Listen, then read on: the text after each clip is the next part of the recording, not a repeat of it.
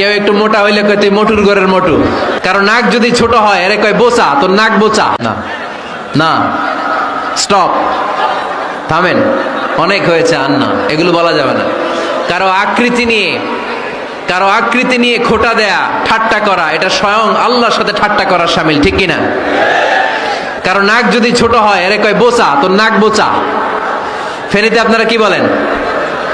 হ্যাঁ, তো এই যে যার নাক বোচা হয়েছে ও কি নিজে বানাইছে? যার নাক খাড়া এটা বানাইছে কে? যে কালো বানাইছে কে?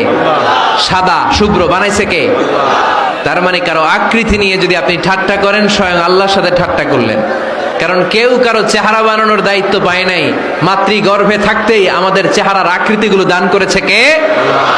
হুয়াল্লাযী ইউসাউইরুকুম ফিল আরহামি কাইফা ইয়াশা লা ইলাহা ইল্লা হুয়াল আজিজুল হাকীম। তিনি এমন সত্তা, তোমরা যখন তোমাদের মায়ের পেটের ভেতরে ছোট্ট একটা ভ্রূণ কণা ছিলা, তখনই তোমাদের চেহারার আকৃতি দিয়েছে কে?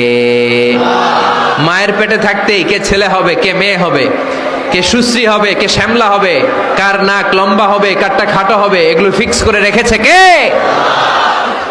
এজন্য কখনো কারো চেহারা, কারো আকৃতি নিয়ে ঠাট্টা বিদ্রুপ করা যাবে না। কারণ এই চেহারা আমরা বানাই নাই, বানাইছে কে?